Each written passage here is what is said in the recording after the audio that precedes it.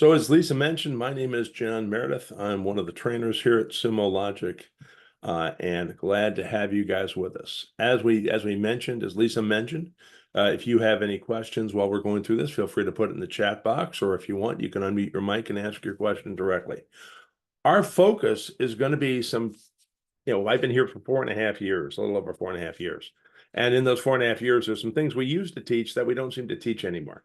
So this is really more about the mechanics of using the log search tool, but we can obviously talk about some tips as far as making your searches better. In fact, just a little pre-advertisement, we are in the process of releasing a new course where we're going to talk about query search optimizations and how you can write your queries to make them better, faster, quicker, and things like that. So that course will be coming soon. Stay tuned. You'll probably see that course in about another month. We're doing some dry runs on it right now. So if you're looking to do some optimization on your searches and stuff, that's going to be a great course for you. Okay. But our focus here is we want to log you into the Sumo Logic training environment. And I'm going to go through my top 10 tips here. So to log into our Sumo Logic training environment, if you don't mind here, I'm going to stop the slide for just a second. And what we want you to do, I'll put this stuff in the chat box. So here it is in the chat box. If you would fire up Google Chrome or Firefox, either browser, I don't care. And if you would open up a tab if you need to, and you want to go to service.sumologic.com. So in the chat box, I put in that service.sumologic.com URL. And when you go here, you're going to see two things. It's going to ask you for an email address, and it's going to ask you for a password. Now, this is our training environment. So unlike your company's environment where you've got your data and things like that, this is the environment we use for all of our courses. And those of you who've seen me before, you've probably seen me in the class. So good to see you all again. But if you haven't seen me or haven't used this environment, you can log in today, you can log in tomorrow, you can log in next week. You can share this login information with your coworkers, okay? Now the trick here is on the email side, you'll see it's got 3 hashtags. And those 3 hashtags represent a 3-digit number. So I'd like each of you to pick a 3-digit number, and I'd like you to type it into the chat box. So I typed in 603. Why did I grab 603? It's the area code for the state I live in, New Hampshire. So I'm on the U.S. East Coast here in Bedford, New Hampshire. And so I want you to pick a 3-digit number, any 3-digit number that you want. And then you're going to log in here under email with the word training, a plus sign, the word analyst, and then you're going to type in that 3-digit number. So in my case, 603. Now we need to convert this to an email address. How do we do that? Well, we throw in an @ sign and we say @sumologic.com. So as soon as I can type here, I will be in good shape, okay? So that's going to be your email address, and that's as hard as this class is going to get right there. So in your case, training plus analyst, whatever 3-digit number you want, @sumologic.com. Now, the password on this system does change every month. It changes on the first Monday of the month. So in about 2 weeks, it's going to change. Just to be fair, just to be honest with you, I'm going to change it. So I don't know what the password is going to be, okay?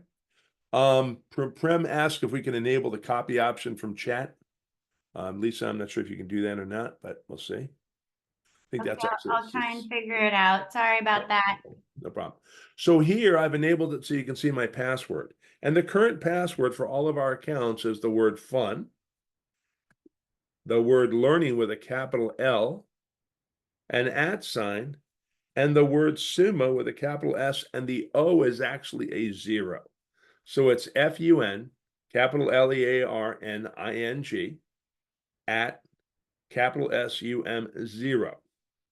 And if you type that in correctly, you should, I should, we should be able to access this training environment. And as I said, you can log in here today, you can log in here tomorrow, you can log in next week, anytime you want until we change the password.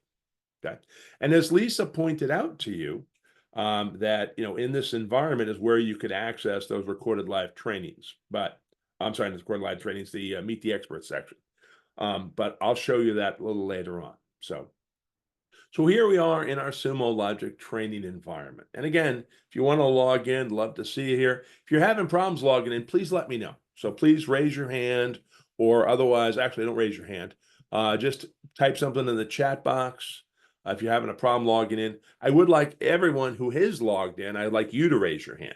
That way I know out of my 21 folks here who are attending, how many folks are actually logging along here and following along. So right now that number is up to 6, 7, okay, 8. Keep the hands up. I'll bring them down. Don't worry. I'll take care of it. Okay. So I've got about 8 out of 21. Okay. Again, if you're having a problem logging in, please let me know. Okay. Either unmute your mic and mention it to me, mention it to us, or feel free to type something in the chat box. Can't log in or something. Okay. And that's going to be the hardest part of this session today. So, all right, got 9 of you logged in out of 21. So I'm going to go ahead and press forward since we're kind of pressed for time here. So my 10 tips, my first tip, I get this request all the time. And in this request, you can click on new log search to open up a new log search tab. And one of my favorite requests I get all the time is, gee, John, I'd like to see where our data is coming from. Okay. So you can, I can, we can start off with a metadata tag, which is our best practice there. We usually prefer to use source category. So if you start with an underscore and then start typing in, source, you'll see it starts to filter and give you your choices here. And I can select source category. Now, what I'm going to do next is I'm going to throw in a wildcard. And that's not necessarily a best practice, but in this case, it's going to work out very, very well. Because that wildcard is going to give me back all of my data for the last 15 minutes. So when I run this, I am going to see all kinds of logs that exist in my system, regardless of their source category. And so here I can see how many log messages I might have gotten back, 440,000. Now, what I want to do is I want to add another line. So if I put my cursor at the end of this line, and if I hold down the shift and hit the enter key, it will do a word wrap carriage return. It'll move me to the next line, okay? If I just try to hit the enter key like you would normally think to do, it reruns the query. So in our application, hitting the enter key reruns the query. Sorry for the cough, folks. I'm getting over a cold. So either the shift enter key, or if that doesn't work, try the alt enter key. Now, when we combine our commands together, we use a pipe. That's that vertical bar that's on your keyboard. So type in that vertical bar. And then what I want to do here is I want to count by underscore source category.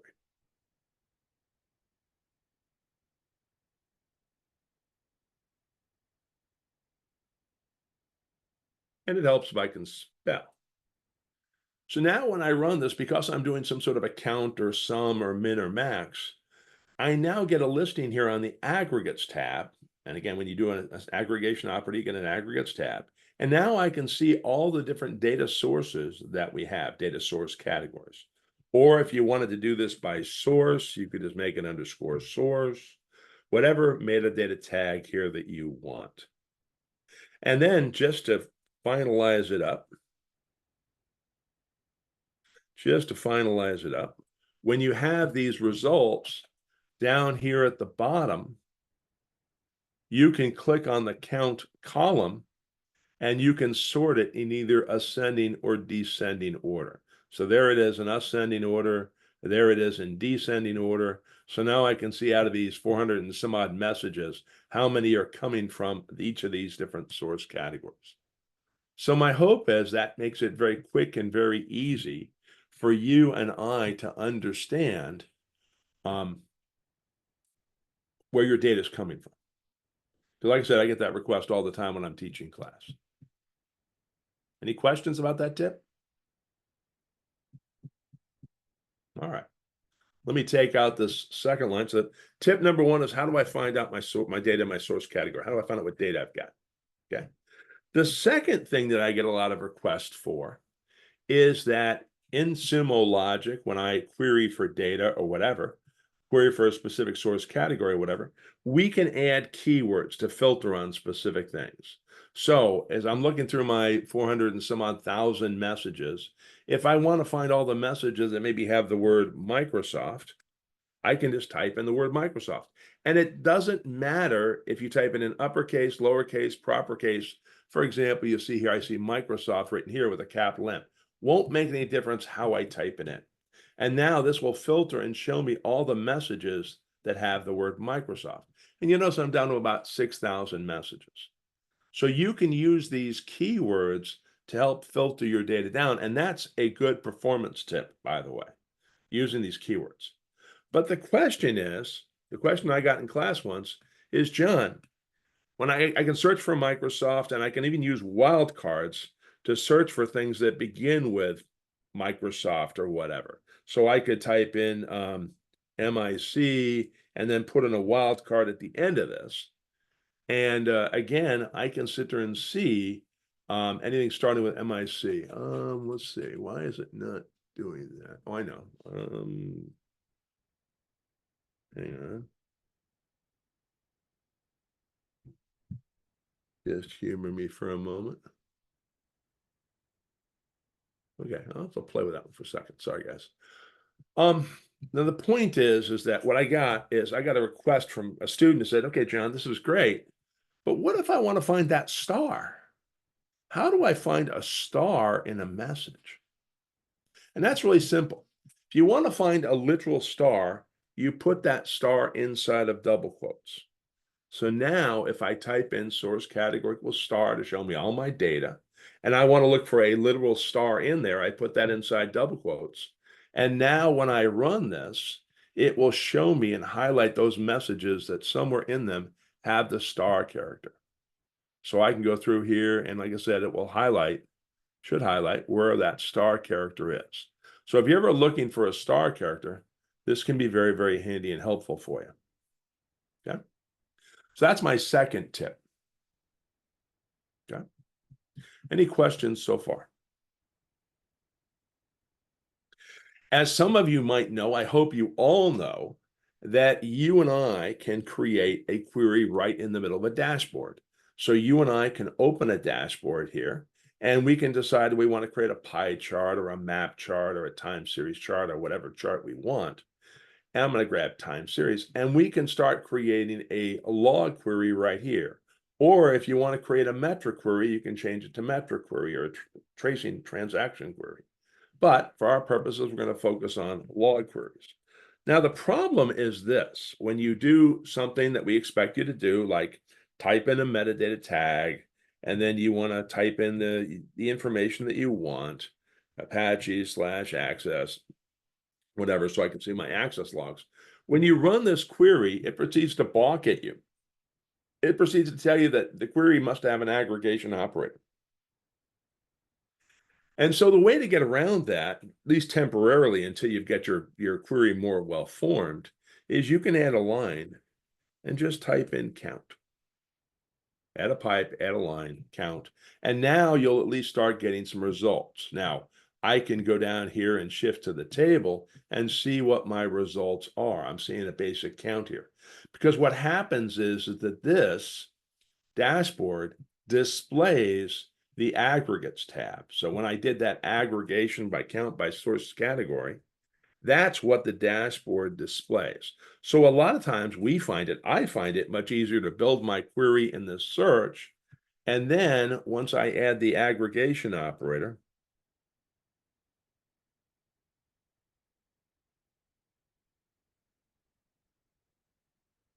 here and I have the aggregation tab, then I can build out what I want to here. And I can, it helps if I spell category correctly. There we go. It's always fun when you're doing this stuff live in front of a class. But I can now add this to my dashboard from here. Or I could copy and paste this entire query in here. And so now I can see in my table here, give it a second, all my source categories. So you can display this if you want to. And again, but the point is, if you want to create a dashboard, it's going to not it's going to balk at you until you put an aggregation operator here, a count or a sum or a min or a max. So just want you to be aware that you can get around that by simply putting in the count operator, and then you'll be able to see data and build out your query. So, maybe I want to go in here and see labs slash Apache.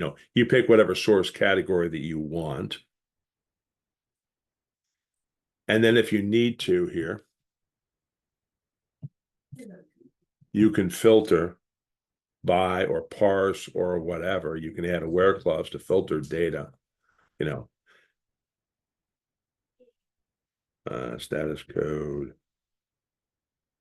And again, this is where you need to know your data here a little bit. So don't get too worried about what I'm showing you here as much as the concept of being able to write a query here.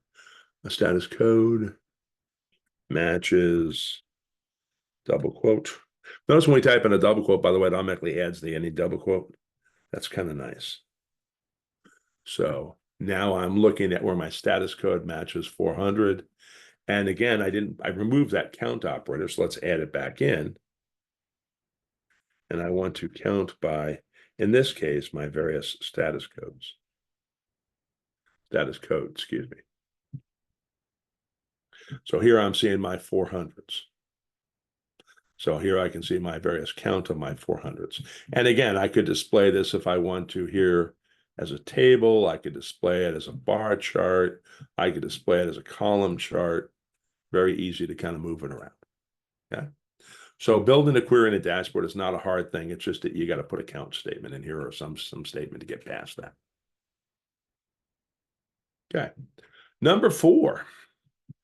When you're querying Sumo Logic, those of you who are using data tiers, right? We have different tiers that you can ingest data on. When you're creating a query inside of Sumo Logic, by default, it's only showing you the continuous tier. So when I look for example here, again, source category, lab / Apache. And again, I'm just trying to point out here, I'm trying to use the same data over and over again, so you don't have to worry about the data. By default, what you're looking at here is what's in the continuous tier. If you want other data tiers, you can add the data tier argument. So there's a data tier metadata tag, and in there you can choose all, or you can choose whatever tiers that you want. But by default, if you don't specify the data tier, the only data tier it shows is continuous. Okay. And the easiest way to know that is that we have in Sumo Logic something called basic mode. And you can switch to basic mode in the log query analyzer by going over here to the right, 3 dots, clicking on basic mode, and you'll see I've got a series of drop downs.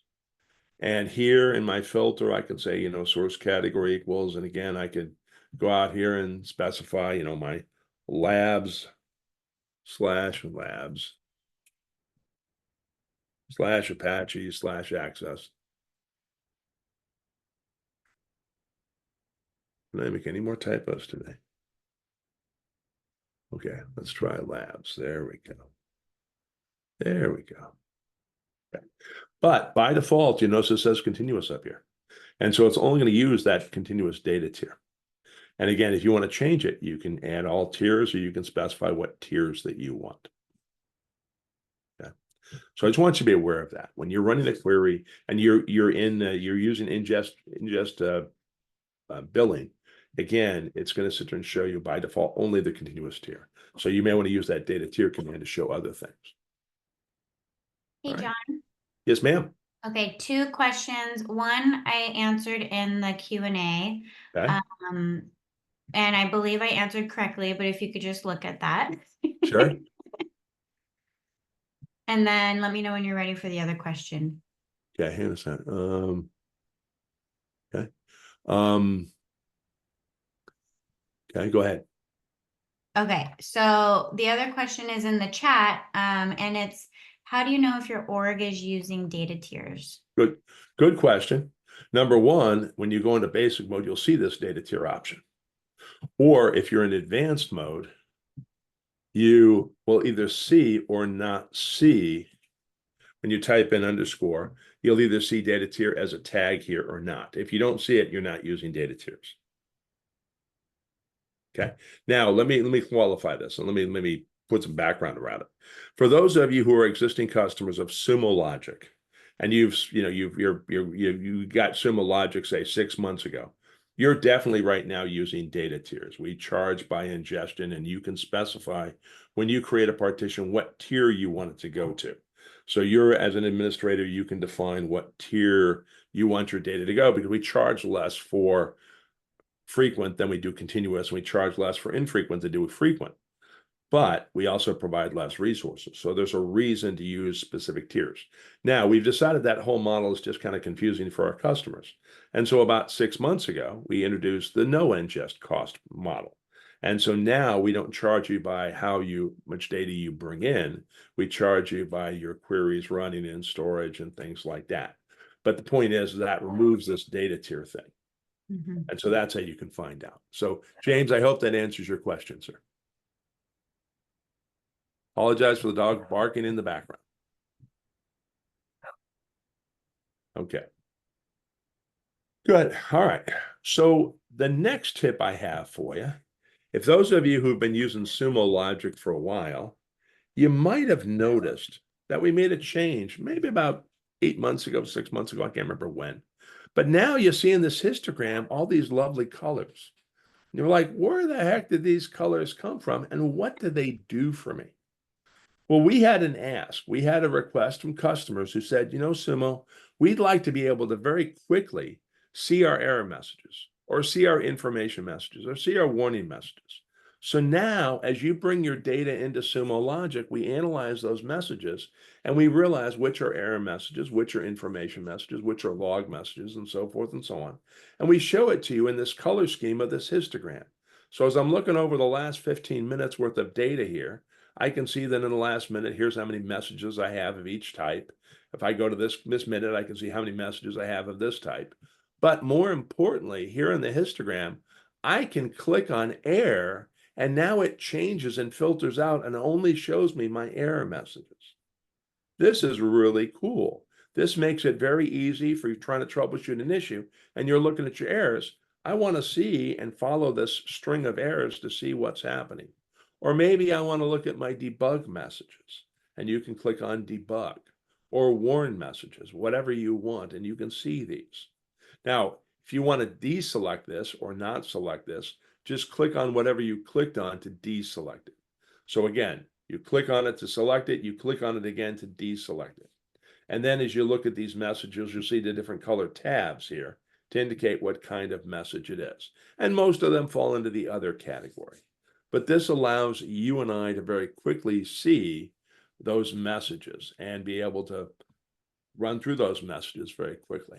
So that was tip number 4 here, or 5. So there is that tip. Just for fun here, let me go back and create another query here for you. Again, one that you've somewhat seen before.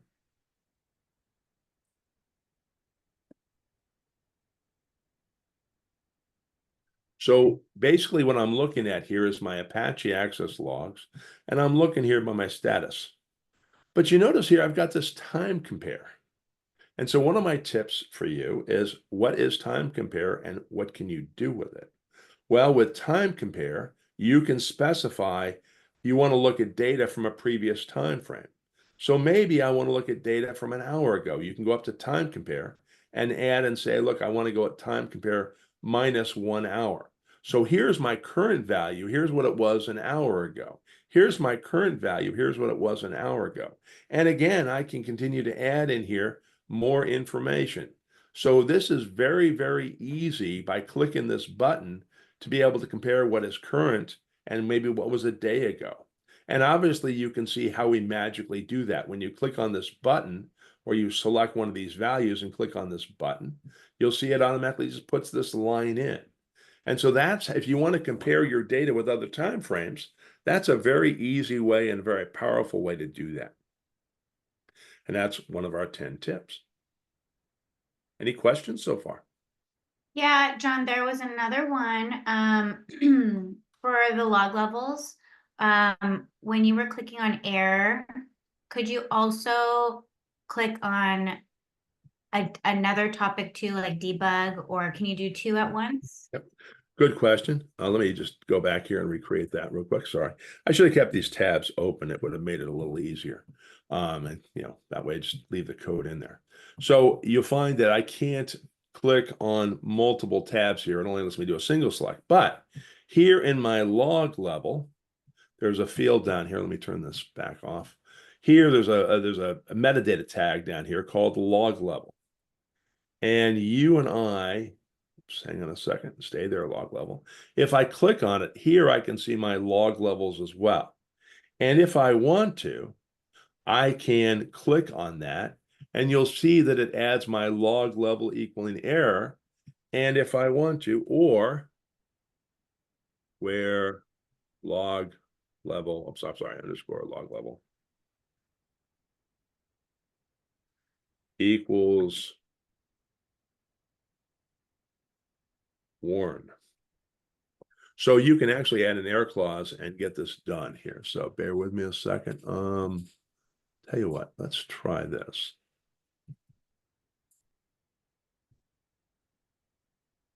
You put some parentheses, actually, that should be fine. Okay.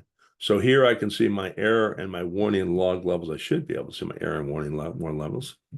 Let's make it debug. Not sure I spelled the warn properly. But there's no easy way to simply click on it. You've got to actually write the or clause yourself. Okay. So there's that. Ashwin, you asked a question. How do we enable that feature? What feature, sir?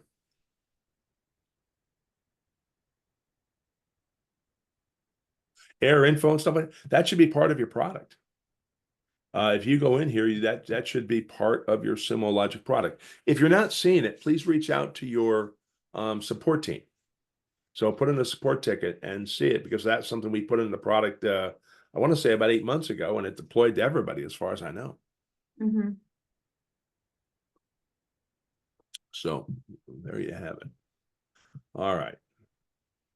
You should be able to use an or clause here, and that, like I said, that should work on that statement here as far as seeing more than one value. And again, if that's something that you want, that's something that's important to you to be able to select error and warning, whatever, please feel free to let our support people know that too, and put in a ticket, because we can change this interface to make it easier for you to select the things that you want to select.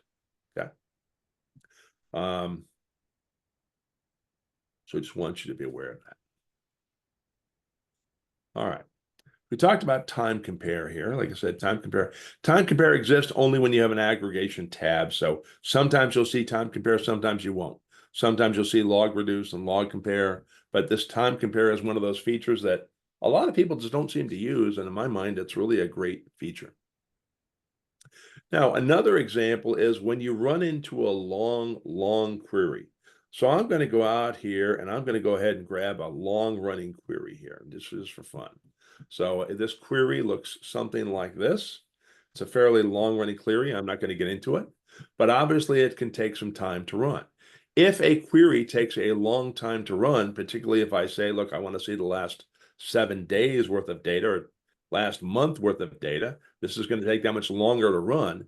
One of the things that you can do is you can pin this query, because right now it's running under your browser session. And so it's running under your browser session, and obviously you can't, close your browser and things like that, because that would append the query. But what you can do is over here to the right under the More Actions button, you'll find there's an option to pin this query. And when you pin the query, you're basically transferring it to the server. So now it's running on the background in the server. So this query automatically then transfers and is being managed by the server, not by you. Now, if you wanted to, you could close this tab up and do what you want to do.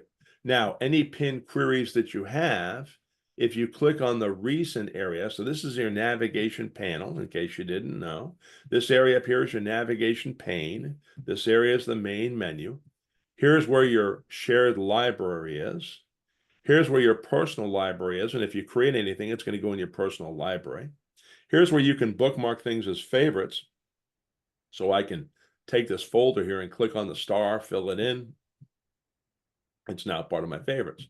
And then here's recent. And if I look at what's recently opened by me, I will see that there's a section here for pinned queries. So any pinned query I have, I can click on, and now I can see the output. So this can run on the server, and then you can come back to it here, and you can see the output that you're looking at. So that's pinning a query. And again, it transfers it to the server. Now, if you want to transfer it back, again, you click on this, you unpin this, and now you're transferring it from the server back to you. So again, that's pinning a query, and that's something else that we see a lot in class. Okay. Speaking of that, one of my favorite tips that I get into all the time, let me go back here and grab that lovely query again, if you don't mind, is how to comment out a bunch of lines. I assume that many of you might be aware that you can comment out a line here in Sumo Logic by simply putting your cursor in front of it and typing in 2 forward slashes, or 2 forward slashes in a space if you want to improve readability. That's how you comment out a line of code. What if you want to comment out a whole bunch of lines? Well, you can, I can, we can swipe over all the lines we want to comment. And then here's a really easy trick. On your keyboard, if you got a Windows keyboard, hold down your control keyboard, control key. If you're on a Mac, hold down your command key and then type in a forward slash. So either command or control forward slash will comment them out. And then you can highlight them again, do another command and control forward slash and uncomment them out.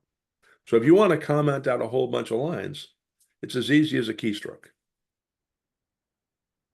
And that is tip number 8. And John, can you, just for those who don't know, what is commenting it out doing? It's a good point. So commenting out basically means it's not going to execute that code, right? So if I comment out these lines, these 8 rows will be executed. These won't be. So a lot of times when you're troubleshooting, you can comment out lines while you're trying to troubleshoot. In fact, if you do some sort of a an aggregation, and then you try to filter based on your aggregation. Well, obviously, if I comment out my aggregation, then my filter statement's not going to work.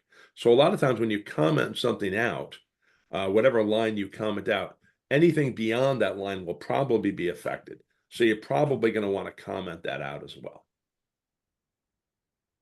Okay. Can you put commands to comment out multiple lines, please? The commands, again, are control or command forward slash. So Samantha, let me just go in here in the keyboard and the command or control forward slash. That is the command, or I'm sorry, it changes its center. So sorry about that. Got to love autocorrect. There you go. Command or control. Again, if you're on a Mac, it's command. If you're on a control, you're on a Windows, it's control.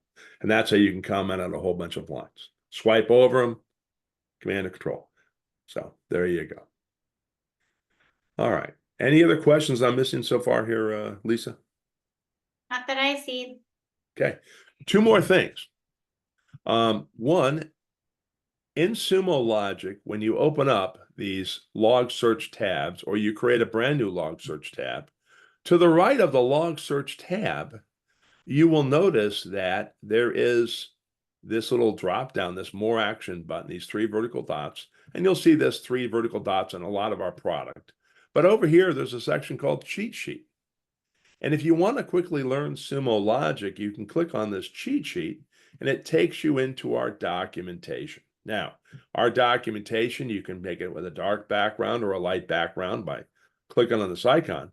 But here we have a log operators cheat sheet, which provides you a listing of some of our parsing commands and our aggregation commands and our searching operators and commands and all of that good stuff.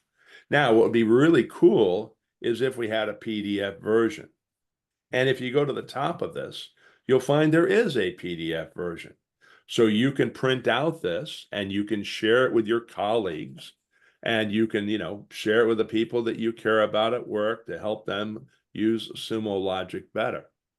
So there's that PDF version. Now, as a married man and as a guy who's been married for 45 years, I don't recommend necessarily you share it with your spouse and give it to them as a gift. I don't think it's going to be well received. Not that I personally had that experience, of course, making a mistake on Valentine's Day or something, but just want to make sure that you don't make that mistake. So trying to inject a little humor there. I put the URL for the cheat sheets in there as well, so if you want. But in Sumo Logic, in our log query, any log query that you're in, go in here to the More Action button, and there's cheat sheets right there for you. Okay.